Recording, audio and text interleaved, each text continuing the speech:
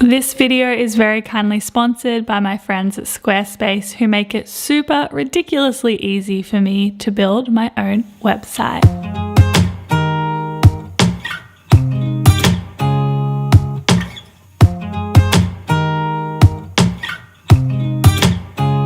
Hello my beautiful friends, and welcome back to another video. I hope you've been keeping very well. When I first went vegan, one of the biggest struggles that I had was finding meals that were not only quick and easy to make, but were also super delicious and were meals that I would have as staples throughout the week. I am almost 6 years into veganism now, and over the years I have definitely discovered meals that I really enjoy making super frequently. So in today's video, I'm going to be sharing with you 5 vegan meals I make and eat every week, and I hope it inspires you to be creative in the kitchen and find your own meals that you enjoy cooking regularly. The first meal we are making in today's video is a peanut butter based stir fry, and I have been loving this so much recently, as you may have noticed in my what I eat in a week videos. It has definitely become a staple for me. It is super delicious and hearty, but also packed full of veggies. So to make this stir fry, I am first of all starting by chopping up some spring onions. If you're not into spring onions and you prefer other onions,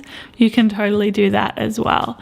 I then also chopped up some garlic as finely as I could, and then I put these into a large frying pan with a little bit of olive oil.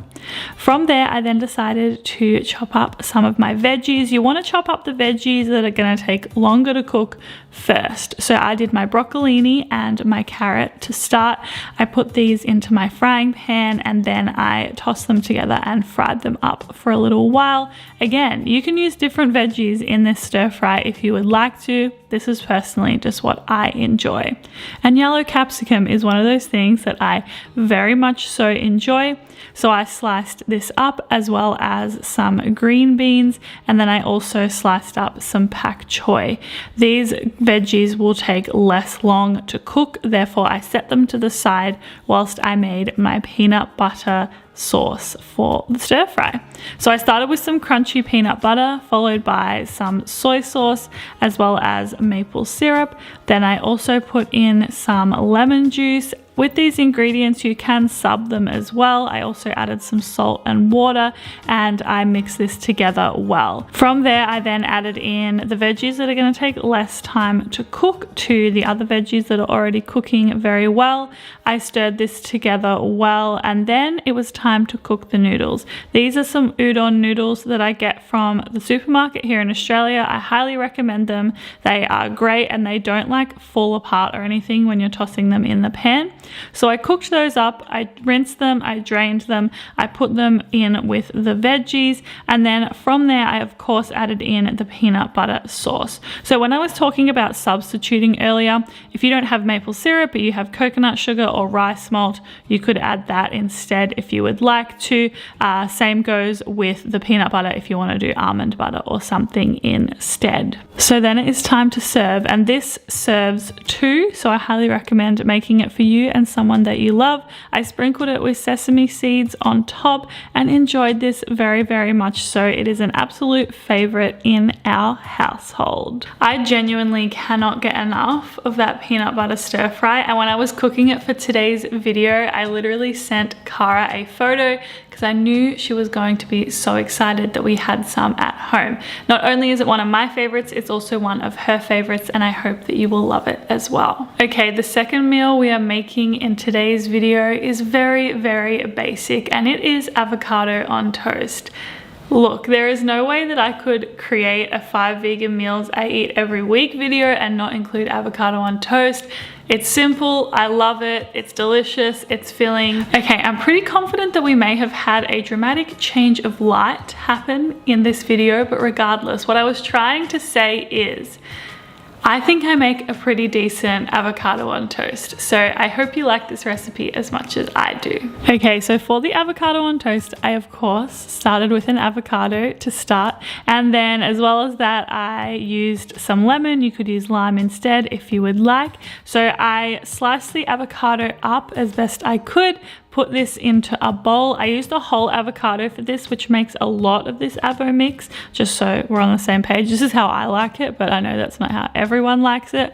I added some lemon juice as well as fresh dill and fresh coriander. Herbs are the secret to a really good avo smash. I also added in some spring onion. I started mashing this together, and then I realized I completely forgot to put the salt and pepper in. What was I thinking? So I added in salt and pepper, mashed this together until it was a really, really nice consistency, and then it was time for the fresh sourdough. Sourdough bread just hits different. I love it so very much. So I sliced 2 thick pieces, toasted it well, and then I topped it with my avocado smash. I also then served some extra lemon wedges with this because I love lemon so much. I sprinkled it with some sesame seeds, and then I also topped it with some more fresh dill. This is really good. I hope that you love it as much as I do. Avocado on toast truly is a staple for me, and I hope you enjoy making it at home. Before we get into recipe number 3, I want to say a big thank you to my friends at Squarespace for very kindly working with me on today's video. All of the recipes from today's video you're going to be able to find linked down below on my website, and I actually host and create my website with Squarespace. I genuinely love using it so very much because it's super user friendly, and all the blogging features are really good for someone like me who is uploading recipes. So if you are in the food blogging space and you're not using Squarespace, I highly recommend that you do.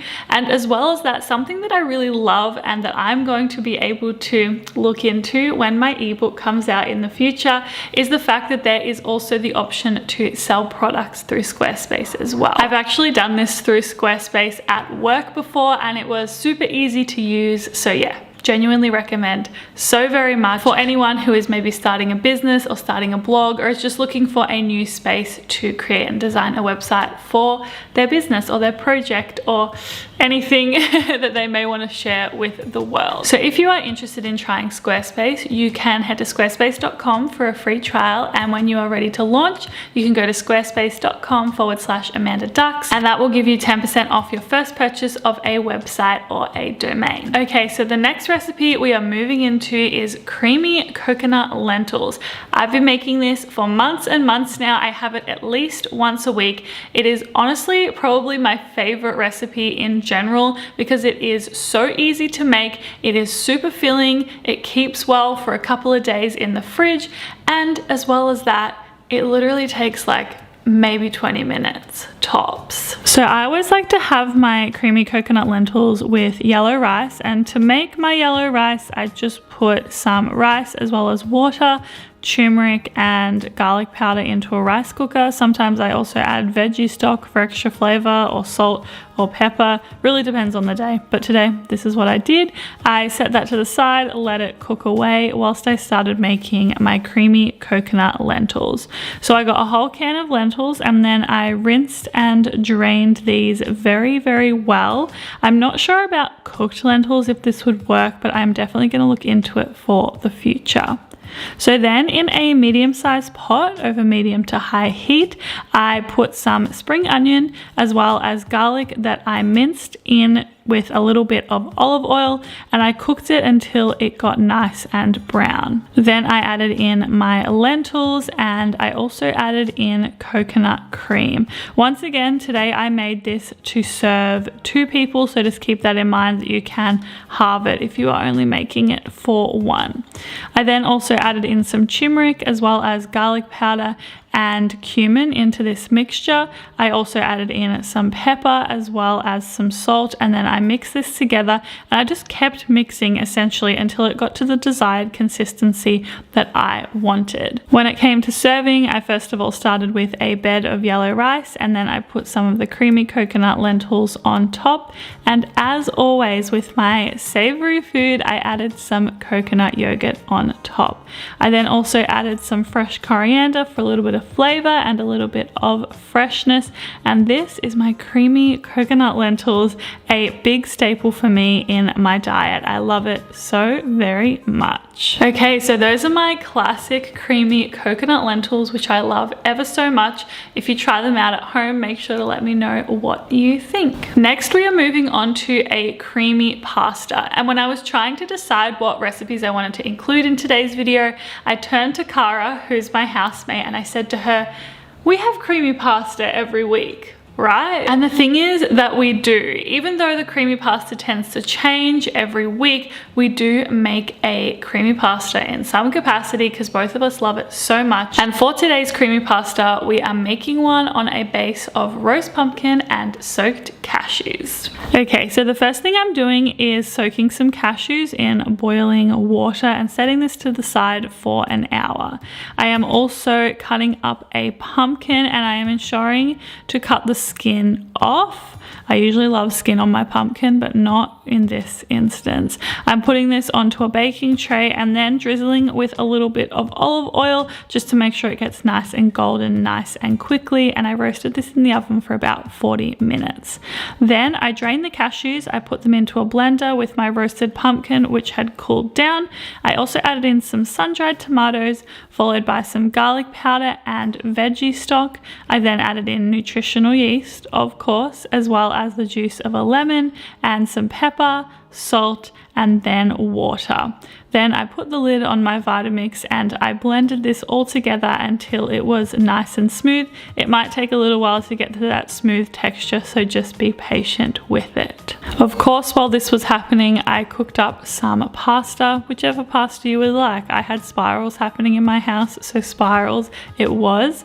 And then I put the blended sauce into a large pot, followed by the pasta, and I mixed this together until all the sauce was super evenly dispersed. As well, this makes about 3 to 4 serves, so this is something that you can prepare, put in the fridge, and then enjoy a few days in a row, whether that be lunch or dinner or breakfast, if that's your kind of thing. So I served this in a bowl. I topped it with some snow pea sprouts just to add a little bit of greenery, you know? It felt a little bit plain without it. And yeah, this is a really yummy creamy pasta. I hope you enjoy it as much as I enjoy making it. Here's the thing, creamy pasta is just always a good idea, and I hope you love that recipe as much as I do. It's really, really good. Okay, and our final recipe for today's video is a crispy chickpea salad. It's no secret, I love chickpeas so much. They are a big staple in my diet, and I especially love having them in a fresh salad with the chickpeas really, really crispy. I hope you enjoy this recipe. Okay, so I'm first of all starting by pouring a can of chickpeas into a strainer, and I am rinsing these and draining them before putting them into a bowl. Then I added in a little bit of olive oil, tossed this together so the olive oil coated everything nicely. Then I added in nutritional yeast, followed by some salt and some pepper. If you have almond meal on hand, I also highly recommend adding almond meal. It adds nice crispiness to them. So then I put these onto a baking tray and baked them in the oven for about 20 minutes. And whilst I was doing that, I made a dressing. This dressing, I started with some natural coconut yogurt. Then I also added in some lemon, as well as a little bit of olive oil, some salt, some pepper, some turmeric, and some garlic powder. Then I had no lid for this glass, which I realized shortly after. So I decided I would try and use a scrunchie with a lid that didn't fit as a way to like shake it all together, and it worked for the most part until I spilled it all over my top. Yeah. Anyway, the dressing came together really, really nicely. It was super, super delicious. And then to serve, I started with some greens. This is just some cos lettuce, and then I added some cucumber.